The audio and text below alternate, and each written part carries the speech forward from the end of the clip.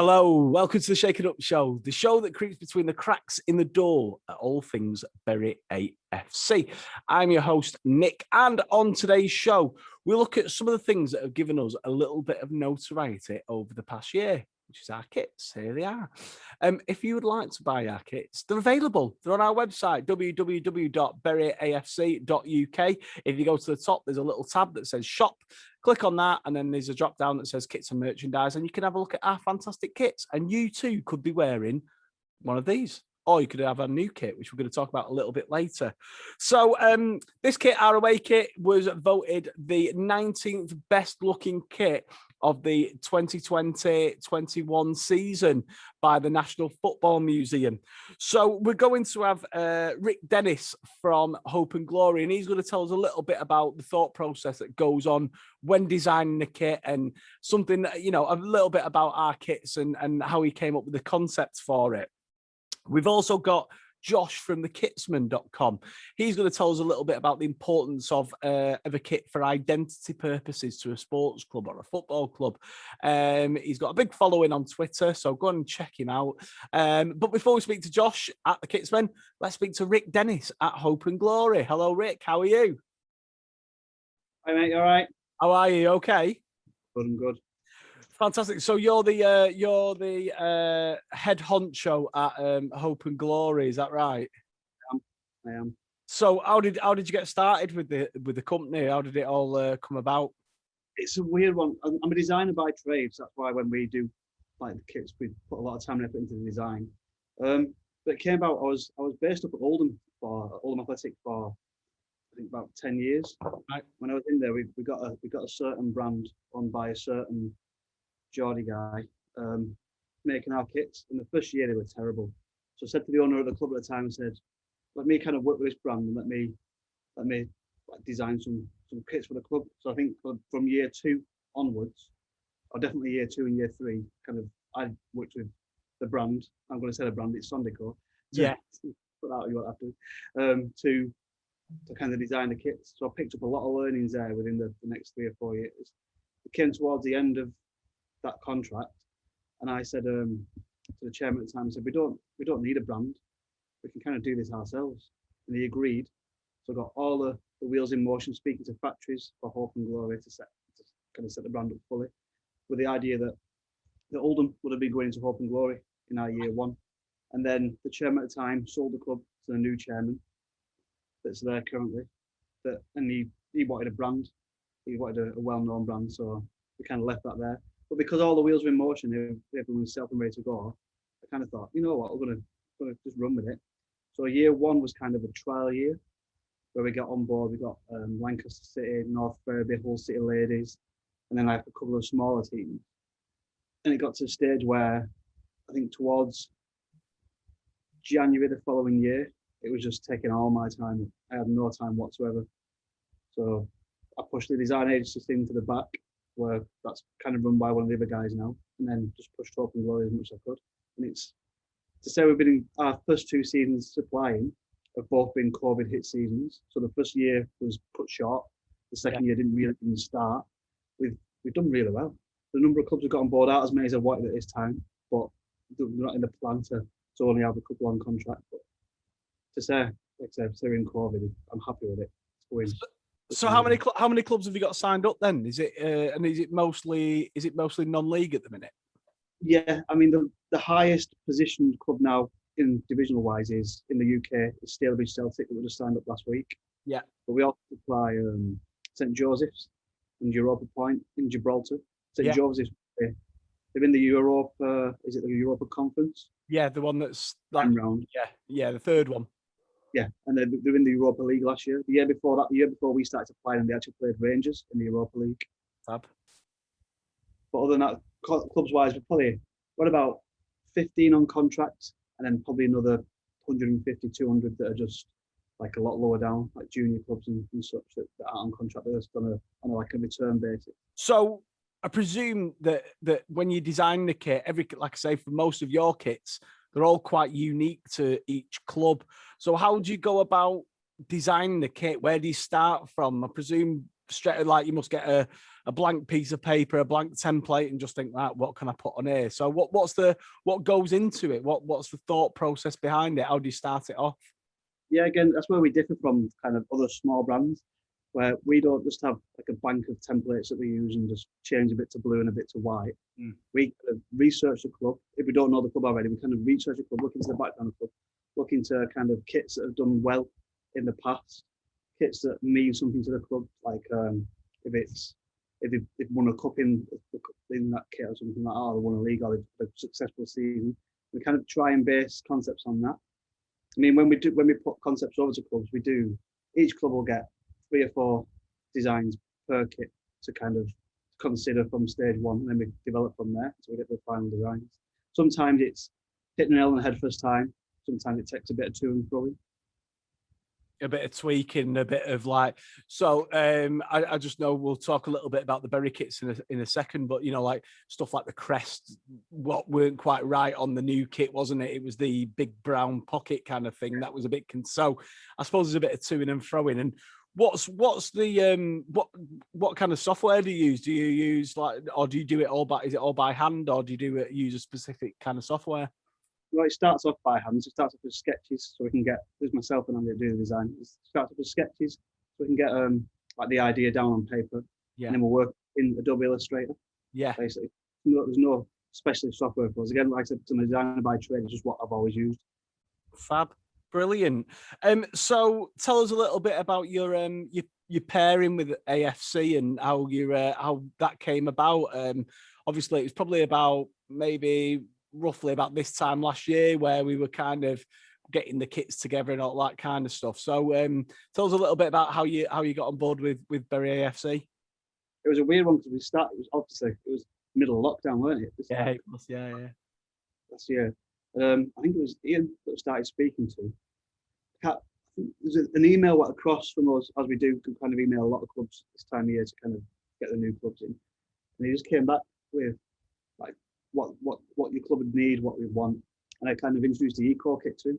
And I think as soon as he mentioned the eco kit, it was like, yeah, it's like that's right up our street. That's kind of what we're after.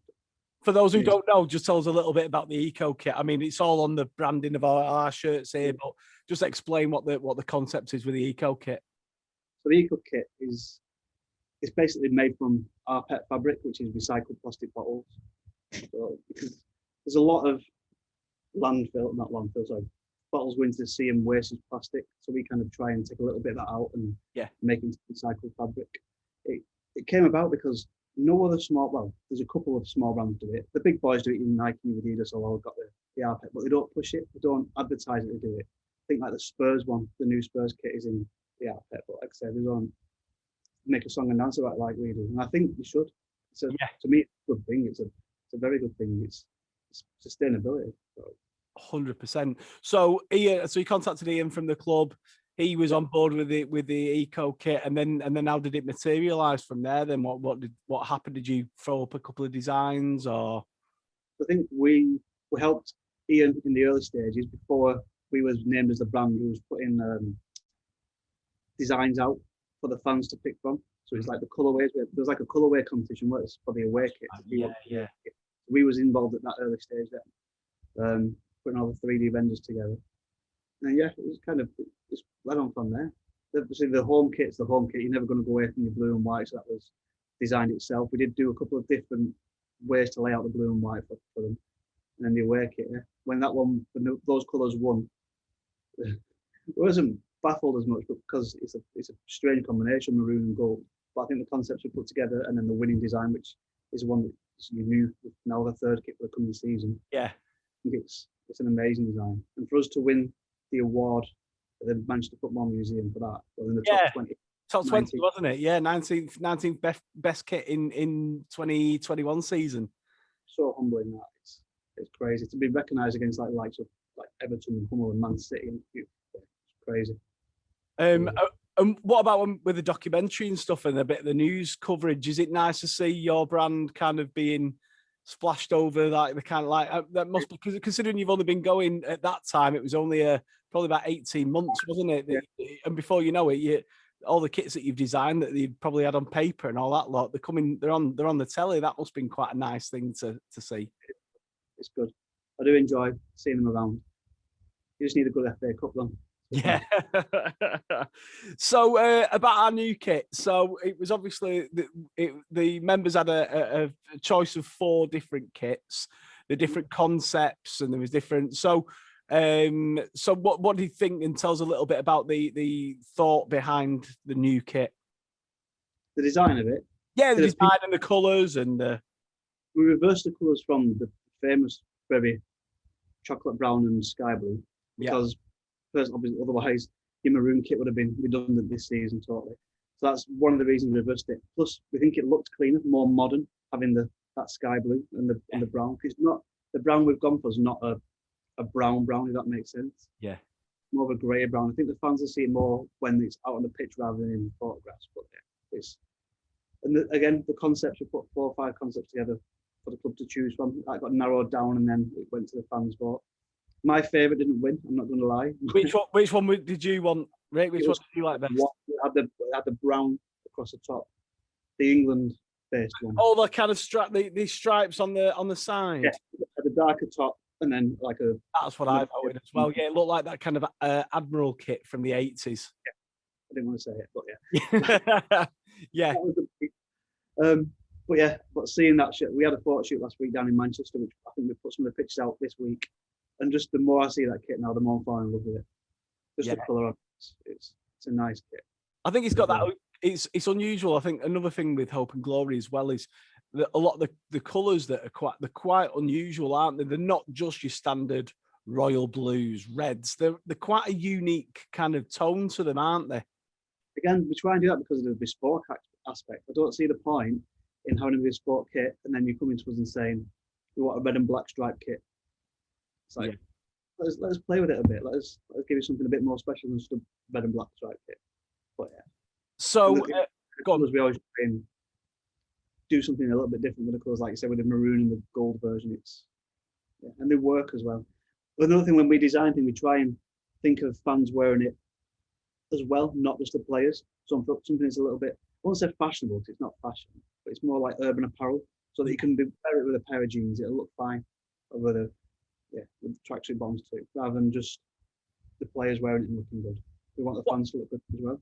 Where do you see this sounds like a job interview here, but where do you see Open Glory in the next kind of like 2 to 3 years? Where's are you hoping to maybe get a couple of league clubs under your belt and kind of grow it that way? Or are you happy just trying to take, the non-league world by storm and just get as many teams signed up with the non-league? It's a bit of both, but it's not as easy to get like your league clubs because of the gifted kit side of things. Because we can't compete with the likes of Macron and Adidas and Nike for the value that we can give as gifted kit. So at the minute we're happy with a non-league section, like National League down a bit, more than good. We're never going to turn around and say we couldn't do a league team. Never. It's silly to do so. But yeah, I mean, we do, when we approach clubs, we kind of stop at the National League at the moment. But we do want to grow. We do want to grow as a brand. I'm not happy just sitting and dawdling along. I'm a kind of person that likes to push myself as far as I can. And the same in my companies. And going forward, you've designed, is there some more kind of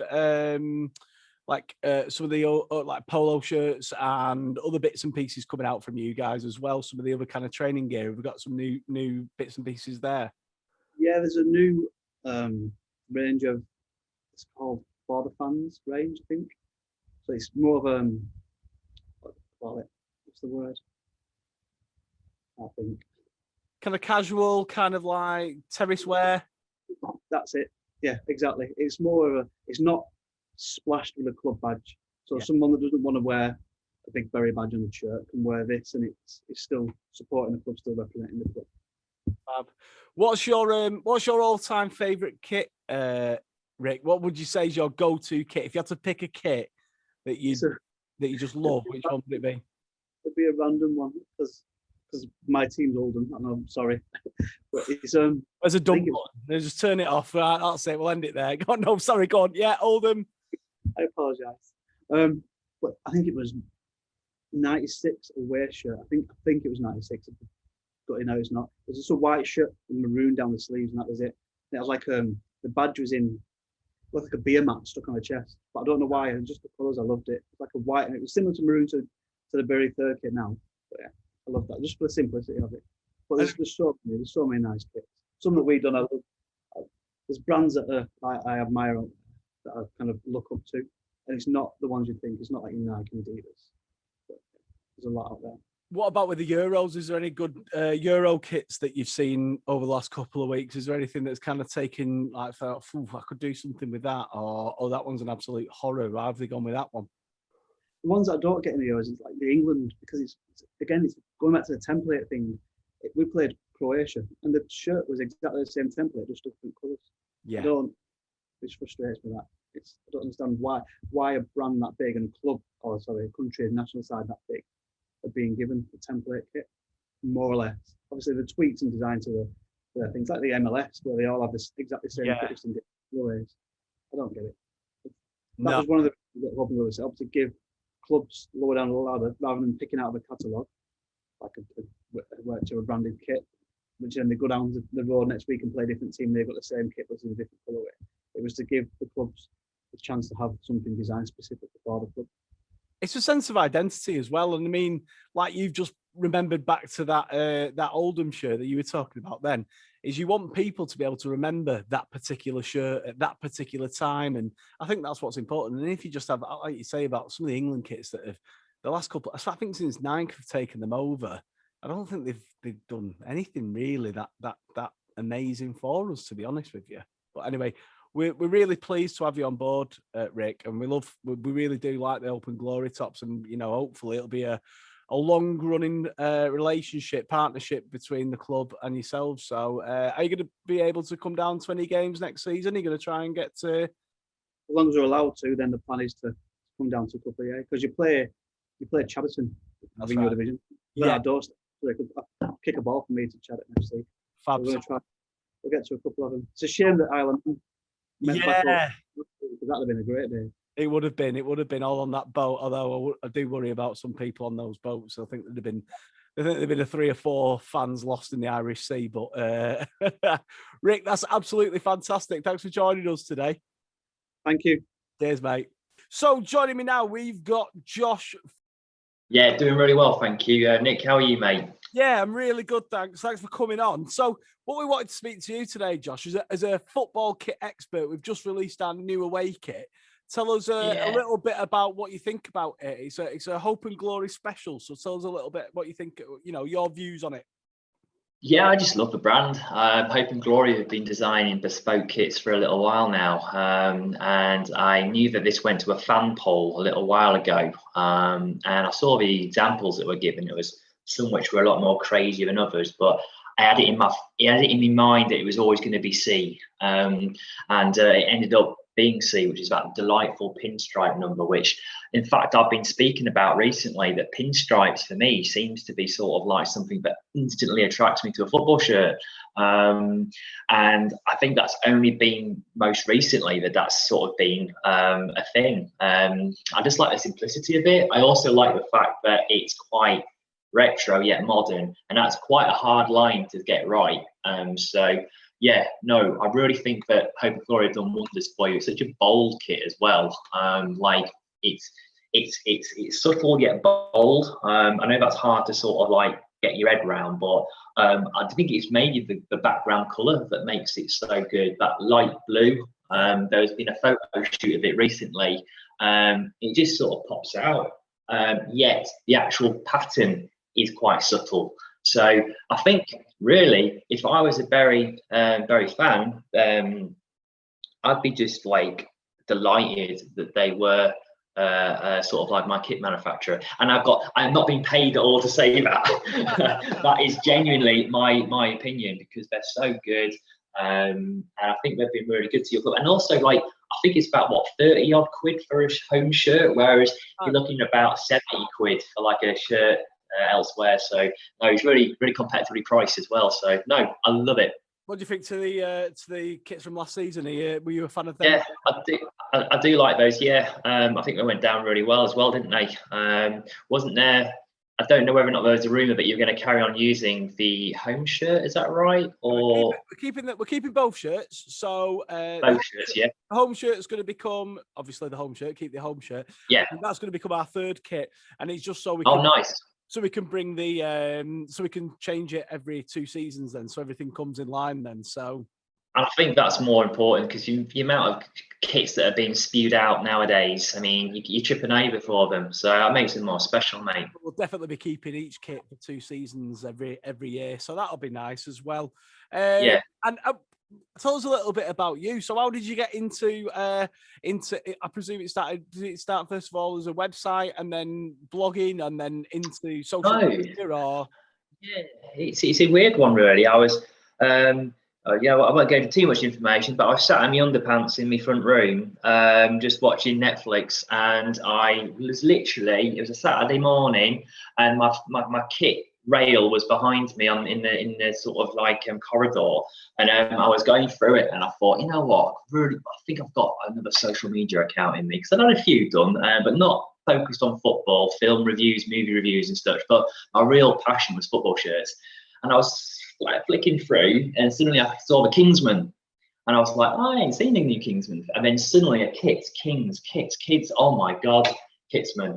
That's a great name. So I came up with like a little logo, popped the account on, and at first it was just like a little bit of, these are the shirts I have. You may have the same ones, you may have different ones. You may like mine, I may like yours. And it was just sort of like a talking point about what my collection was like and how I got it. Where you can get shirts from, and it just started like evolving from that. I started doing little mini kit reviews, observational stuff on television. Like for instance, the other day, How's the Parliament we're in, and one of the women's dresses looked like a football shirt. It looked like the same pattern as I think a shirt I've seen recently, and I popped that on, and she even replied. So it's just having a bit of fun with it, because I think you can be quite serious about football, but if you can have a little bit of fun about what the player's playing and show your love, and it's just a positive place. So yeah, it's sort of like a new community that's been sort of born out of a love of football shirts, and no, it's just a really great place where everyone can talk, engage in the latest kit reviews, kit launches. It's just a great place, and it's just snowballed, mate, to be honest with you. It started off really sort of slow, and it's just gradually got to some crazy numbers. You got 25, is it over 25,000 followers now? Yeah, on Twitter? That's right. I mean, it's literally blown my mind. The postie the other day, he knocked on my door with a parcel. It said the Kitsman, and he goes, I follow you on Twitter. I was like, shut up. Shut up. I was like, because I'm not good at sort of like, gifts and, oh, you're that dude, aren't you? I'm no good at that. And he goes, yeah, I play football in Gibraltar, and I follow you, mate. What kit have you got? And there was me opening it, and he was there saying, oh, that's amazing. So I've met people out in the real world who actually know who I am, and that is nuts. Yeah, it's done really well. I mean, I started. I'm like you. I'm passionate about kits, and I'm always looking at kind of like, especially when it's the new season. I mean, it's the greatest time. It's always when it gets to the time when it gets to March, and then start wearing the new season's kit at the end of March into April. That's right. It's a great time, that, isn't it? They know what they're doing. They know what they're doing. So, what's your kit collection like? What's your kit collection like? Where did it start, and where did how's it evolved? Yeah, so it basically started off just buying a shirt for six-a-side. I'd go into what was JJB Sports back then, and just check what they've got on the rails. Had a few good ones. Had a few from my childhood as well, the Newcastle United 95, 96 with the Nuki Brown Ale, Grandad collar, and vanished, mate, gone, thin air.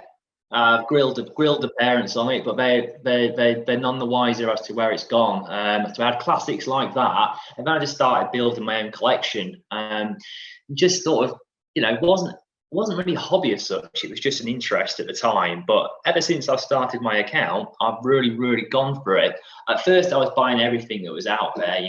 Pescara shirt from Italy. I was buying sort of like Santos shirt, and just buying shirts that I knew I liked, but I didn't really love, but they're cheap, so I'll get them. But now I'm starting to shop a little bit more sort of reasonably. I haven't got a big collection really. I've got about 100 shirts, and that's not even a big. That's not big.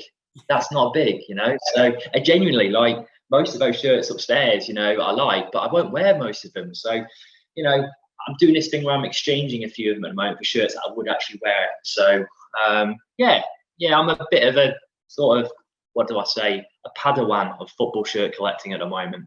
What's your favourite shirt out your collection? First of all, we'll talk about your favourite. Well, favourite shirt in your collection? Yeah, I quite enjoy anything Serie A related. Quite enjoy Sampdoria shirt I've got. It's not one of the retro ones. It's just one of the recent ones which Joma made. Still classic. I mean, there's only so much you can do with that middle band every year, but they seem to do it well. But I think for me, it was a shirt I've actually had to get rid of because it was just too big. And I'm after the actual player fit version, and that's the Roma 15-16 home shirt, which was Nike's first year with them. It's basically this polo neck, and it's got literally just amber cuffs. It's got the swoosh in amber. It's just got the beautiful Roma badge. And nothing else. No sponsor. It's got slight detailing in the pinstripes, but apart from that, that's it. And I just remember Francesco Totti wearing it, Daniele De Rossi wearing it, and just oozing class. But I'm after the player fit version, which is slightly bit better fitted because the regular version's quite large and bit sort of roomy. But that for me is probably up there with one of the best shirts for me. And what about of all time? What do you reckon the greatest football shirt is of all time?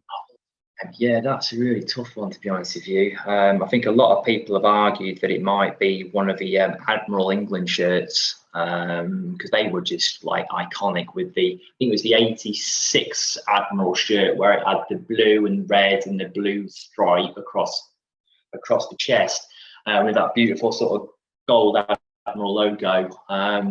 I think that can be contested as one of the best. You've got the Newcastle United one, 96. You've got, the away for that season was really nice, the burgundy and purple one.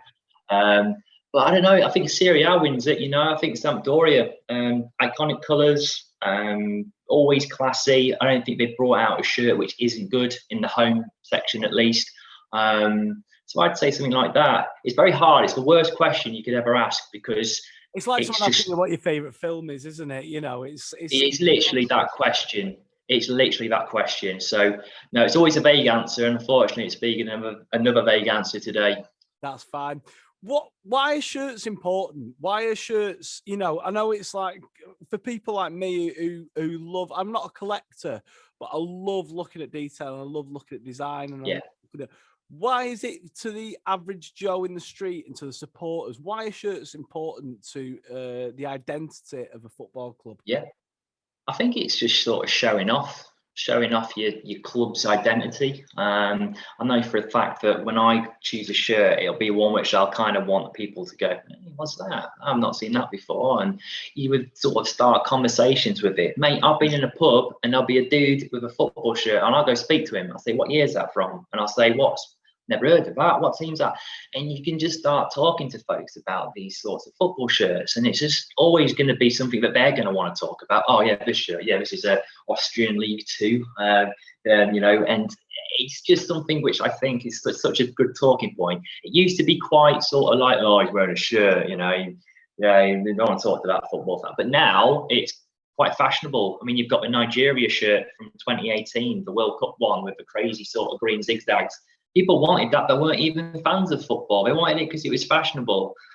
So I think nowadays, you know, clubs are doing it to sort of show off their club almost. Like the Venezia that have just been promoted to Serie A, they've got a delightful shirt, black with green and orange.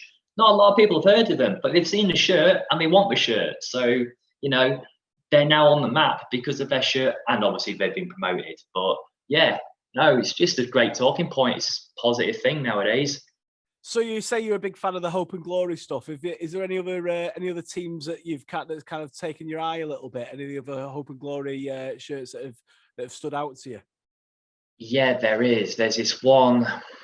Oh my God, Oh, I've completely forgotten the name of the team. You've got East Ferriby, North Ferriby though, very nice. They've had, I think, their away shirt from last season got sort of voted as one of not, or the season before got voted one of the best non-league shirts, which is quite a nice achievement. I'm going to absolutely kick myself, but there is another one which is really good. Quite like Europa. Go on. Go on, John. I was going to say, if you remember this, when it goes on YouTube, you could just add it as a comment at the bottom with a picture. Maybe that might be an idea. I might do that because at the moment I'm struggling. I'm very much struggling on that one. But Europa Point, which is a Gibraltar football team, that one's really nice. It's got sort of like the cliffs on it. It's like really iconic cliffing, and I think that's why Hope and Glory is so good, because they had character, they had sort of personality, and your club's identity is identified in the shirt, and I think that's why they're such a good brand for you. And there's also the eco kit. Oh, but it sounds like a big advert for Hope and Glory. Other sports brands are available, but not are available. Very much so. So when it comes to kind of like you're a football fan, obviously. Who's your team?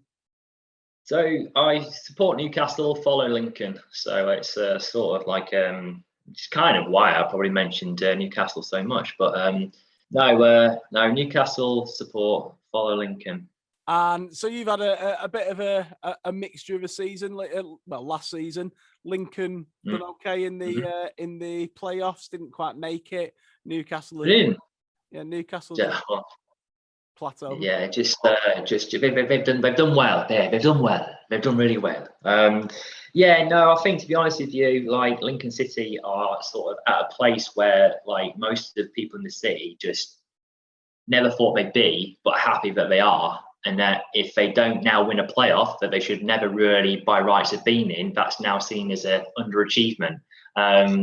Whereas, you've got your realists, which are like, well, you shouldn't really be in there anyway. It'll be a good day out in Wembley. But, almost did it. But, I think it's great for the city. And I was just saying the other day when I took my nephew to football, like, not just seeing Man City, Spurs, PSG, Madrid anymore. You got Lincoln City shirts that are spread around, People are wanting to buy the merch because it's cool. You'll have seen the rise of Lincoln. Obviously, they dipped into non-league. We lost our football club and have had to restart a new one. Yeah. So, what was your non-league journey like as a Lincoln fan and coming through the leagues? And what's it like at non-league level? Did you enjoy it? Because our fans are experiencing it for the first time. Yeah, I did enjoy it because there's so much you get to see sort of like real passion for clubs there, because you can get your season ticket at your Premier League teams and you can be there sort of like looking at the corporate with their laptops and gradually sort of looking over at the game sort of thing, and there's the essence of football's gone. Whereas when you're actually watching non-league, people are spending their well-earned money on a football ticket to enjoy watching their club enjoy. Like I remember it was like £18 for a ticket to watch Lincoln conference, and a lot of people back then would be a bit like, I'm not watching 18 quid to watch Lincoln get beat, and it's raining and that sort of thing, and they'd be like, I can't believe this, but there was a hardcore set of supporters that would be there each game, cheering them on. I can't say that I was part of that because I wasn't. I was there for a few games, but I wasn't there every game. But you really did realise who the fans were then. And Lincoln went through a dicey part. I mean, they almost went out of business. It was only due to Clyde Nates that came in to help support and fund the club, but Lincoln have gotten back to where they are. I've really enjoyed it, and obviously the gradual rise through, and then the added BT Sport time, because they got the conference for a little while, so we were on TV regularly, getting a little bit of money for that. And then obviously Danny and Nicky Cowrie came in and just sort of became a brand themselves, really. Became quite an attractive sort of duo, and just got us to those crazy heights at what they got us. And there's a lot of things coming through saying that, oh, you weren't here when we were, but I think together there's a togetherness, and I think that's really vital for a club. Fantastic. Right. Josh, for those people that don't know who you are, there's a lot of people that are new to social media out there. Tell us how we can follow you, how we can track you down on social media, where you're available on. Yeah, so on Twitter, it's at _Kitsman, just basically talking about everything, talking lots of kit. And Instagram, it's the.Kitsman. There, I basically just take pictures of my football shirts in weird and wacky locations. So I like to provide a little bit of something different on each platform. And also it's thekitsman.com, which is basically just a bigger version of the Twitter account where we go into more detail. Fantastic. Josh, you've been a star. Thanks very much. And I really appreciate it. Yeah, and hopefully we might be able to see you at a Bury AFC game if we're ever at that side of the country. Absolutely, mate. I can't wait. Might get the FA Cup. You don't know. Yeah. First round of FA mate? Cup. Yeah. We'll Absolutely. Dream big. All right, Josh. Thanks very much, mate. Yeah, no worries. Bye-bye. Josh, thank you, pal. That was great. That was really good. Thank you. A big thank you there to Rick and Josh for joining us on our kit special. If you like the new away kit, go and buy it. It's available on the website at www.buryafc.uk. It's only 35 quid and it's made out of old bottles, so it's doing something for the environment. Whilst you're on the website, why not have a look at trying to buy a season ticket, eh? Ooh, get into all the games for next season. It's a very reasonable price. All the information's on the website. Just go and have a look there. It's all there. And there's also tickets for events and friendlies and all that kind of stuff. Go and have a look. It's all there. www.buryafc.uk. We are also available on social media. That's on the Instagram, on the TikTok, on the Twitter, on the Facebook. Just type in Bury AFC to the menu and you should be able to find us. Also, if you don't like my face, this is available as a podcast on Spotify, on Anchor, and on Apple Podcasts and Podbean and other places where you can get your podcasts. I have to remember all these things. It's really difficult for me, but it's all there. Go and have a check out of it. If you maybe why don't you watch the video and then listen back to it at all the mistakes that I make, and then you can write a strongly worded letter into the board. And I don't know, who knows? We might get someone like Les Dennis presenting one day. We can only dream. Until next time on the Shake It Up Show. We'll see you soon. Goodbye.